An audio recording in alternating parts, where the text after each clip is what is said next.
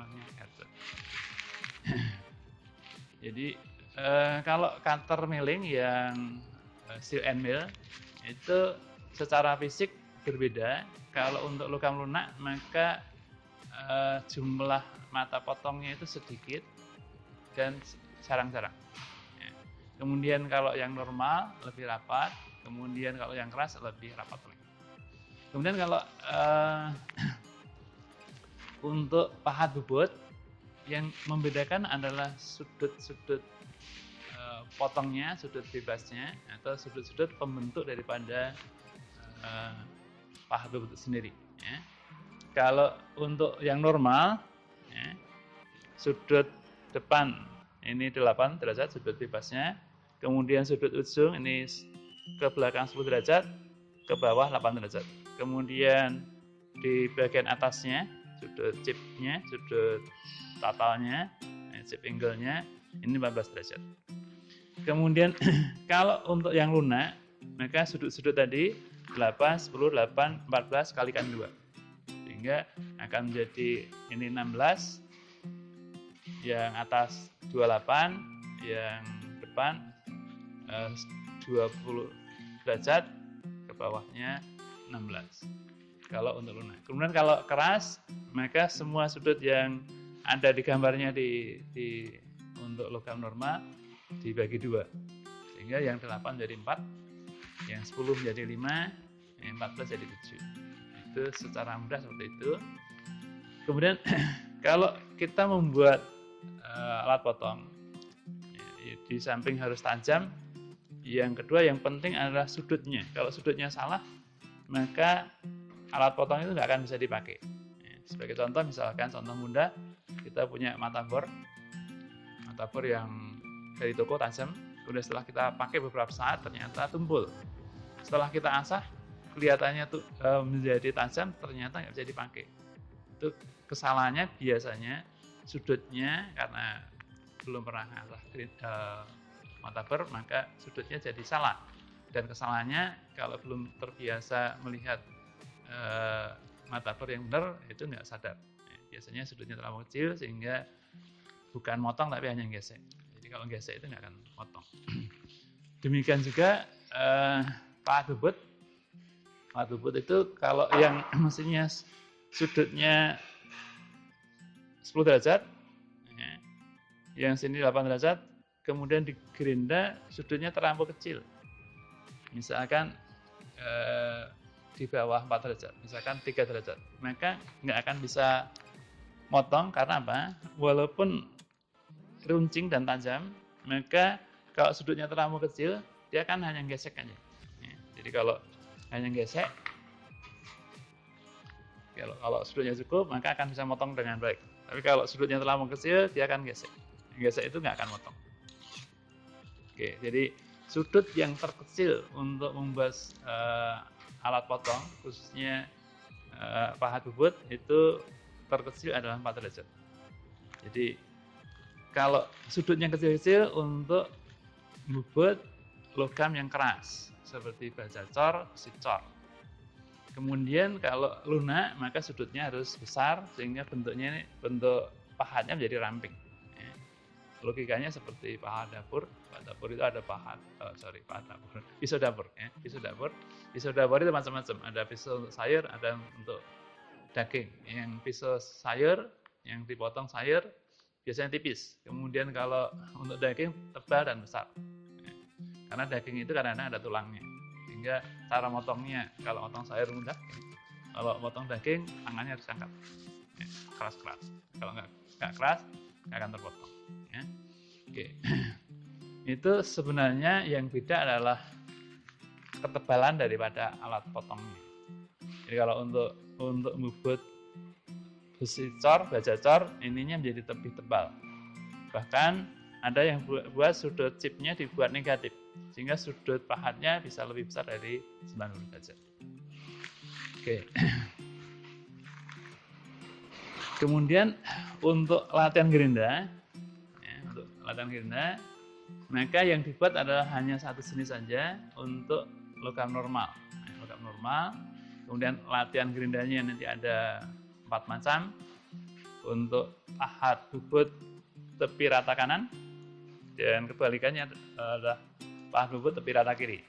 Yang latihan 3 dan 4, pahat bubut kasar kanan, dan latihan keempat pahat bubut kasar kiri.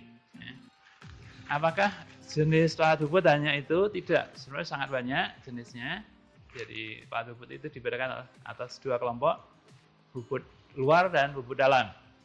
Kalau bubut luar bisa untuk pengasaran, kemudian untuk finishing, bisa membuat alur, bisa untuk motong, kemudian membuat ulir. Ulirnya bisa ulir segitiga, ulir yang trapesium, pahatnya beda-beda. Jadi jenisnya banyak. Kemudian yang pahat dalam itu biasanya kita nggak buat sendiri, tapi beli yang sudah terbuat di pabrik, tinggal ngasak, karena lebih sulit pembuatannya. Oke, itu yang sekitar sebagai pendahuluan, sekitar gerinda dan pembedaan bahan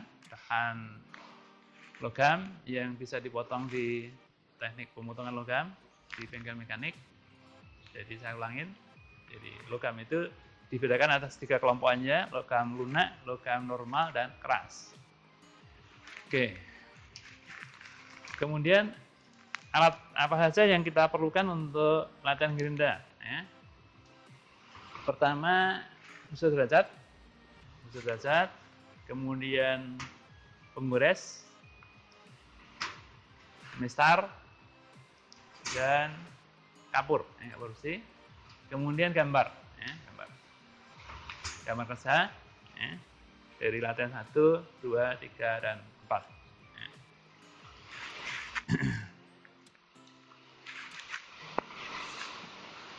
Kemudian yang berikutnya akan saya jelaskan adalah yang terkait dengan safety.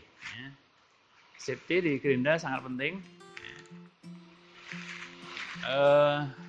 Kecelakaan itu, baik yang kecelakaan kecil atau yang serius, itu harus kita hindarkan. Pada dasarnya kecelakaan itu terjadi atas dua hal. Pertama, alat atau mesin yang dipakai tidak aman. Kemudian yang kedua terjadi karena operatornya lalai. Alat atau mesin yang nggak aman jangan pernah dipakai. Jadi kalau dipakai akan mengundang bahaya yang besar.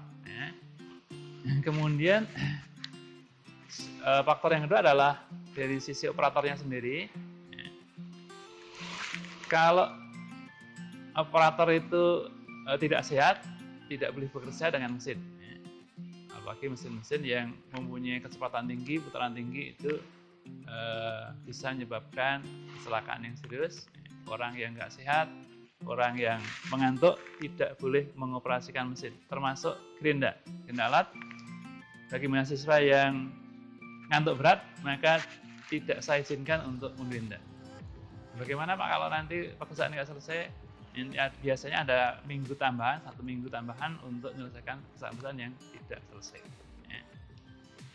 Oke. Untuk gerinda, ini khususnya gerinda ya. Gerinda yang nggak aman itu seperti apa? Gerinda yang aman, yang tidak aman, pertama adalah gerinda yang cacat.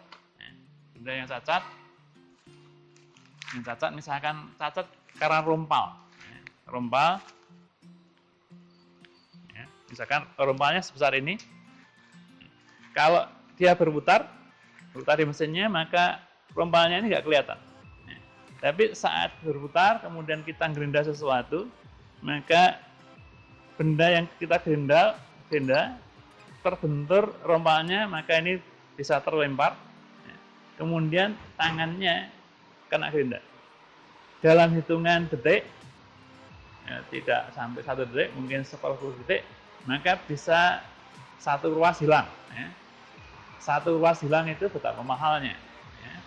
Nggak ada orang jual jari 1 ruas. Dan kalau begitu, gerinda yang cacat itu jangan pernah dipakai. Sehingga pada saat mau gerinda, dilihat dulu secara sepintas, diputar, Kemudian kalau ada yang cacat bagaimana? Saat itu juga lepas dulu, ganti yang baru kalau ada gantinya. Kalau nggak ada, oh ya, kalau nggak ada gantinya, yang penting dilepas dulu. Kenapa begitu? Gerinda itu biasanya kanan kiri, ya. Sebelah kanan dan kiri. Kalau misalkan yang rompa sebelah kiri, ya, maka kalau kita tahu yang rompa kiri, maka yang dipakai yang kanan. Yang dikhawatirkan kalau ada orang lain datang mau ikut gerinda, maka dia pasti akan ambil yang sebelah kiri. Sementara yang kiri itu dalam keadaan cacat. Maka yang orang yang gerinda sebelah kanan tadi, kalau tidak memberitahu bahwa yang kiri cacat, itu salah besar. Bisa menyebabkan orang yang baru masuk kemudian gerinda itu bisa mendapatkan kecelakaan. Oke. Itu sangat berbahaya. Kemudian yang kedua, gerinda yang retak. Gerinda yang retak sangat berbahaya.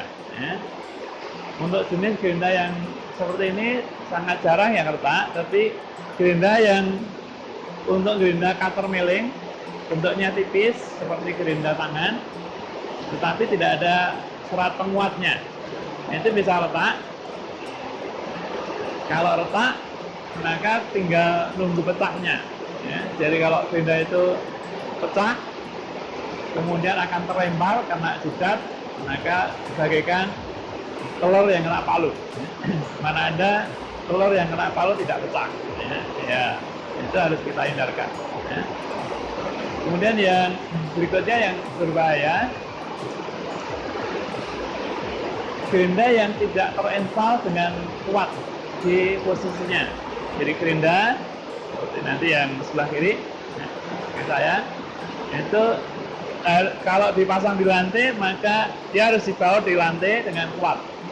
Kalau dipasang di dinding, maka dindingnya juga harus kuat, terbuat dari bahan yang kuat. Tidak boleh masang di dinding, tapi dindingnya dari plywood yang tipis. Ini tinggal nunggu lepasnya aja. Kalau lepas, gerindanya dalam keadaan berputar, maka akan membahayakan. Ya. Itu dari sisi alatnya seperti itu yang bisa berbahaya, itu harus kita hindarkan. Kemudian dari sisi operatornya yang tidak boleh dilakukan, yaitu pertama, gerinda benda yang ukurannya terlampau kecil. Gerinda benda yang ukurannya terlampau kecil sebesar ini, ya, atau sebesar kancing baju, itu sangat berbahaya. Kenapa? Kalau kita megang benda yang kecil, maka megangnya hanya dengan 2 jari. Ya. Dengan 2 jari ini nggak cukup kuat, sehingga kalau nanti gerindanya muter, nyentuh ini akan lepas. Ini lepasnya benda yang dipegang akan kena tangan. Ya, dalam hitungan detik, 1 ruas hilang. Ya. 1 ruas hilang. 1 ruas dari berapa harganya? Ya. Tidak ada yang jual. Benda yang terlalu kecil berbahaya. Demikian juga benda yang ukurannya terlalu besar. Terlalu besar, ekstremnya sebesar tiang listrik, itu sangat berbahaya kalau kita gerinda dengan gerinda yang pedestal, ya, gerinda yang kita pakai untuk gerinda alat. Ya. Jadi misalkan ngangkat barangnya sangat kuat, apalagi di gerinda, maka kalau gerindanya rame-rame, maka gerindanya bagaikan nanti kesentuh benda yang besar itu seperti kena palu, akan pecah. Ya. Gerinda kalau pecah, contohnya seperti ini. Ya. Gerinda pecah. Ya. Kalau pecahnya kecil, terlempar kena jidat. Jidatnya bisa pecah. Ya. Oke. Benda yang terlampau kecil berbahaya, terlampau besar berbahaya. Kemudian yang berikutnya yang berbahaya, gerinda plat tipis. Ya. Plat tipis ini tidak diizinkan untuk gerinda. Sebagai contoh, ya, setelah dipotong pakai mesin sering, ini pasti tajam, kemudian akan dibuat ini bulat. Yang paling cepat memang di gerinda. Tetapi kalau kita gerinda, ya, gerinda ini mudah bengkok. Kalau di gerinda masuk ke celah gerinda, ini kelihatan. Masuk ke setelah gerindra ini akan tertarik oleh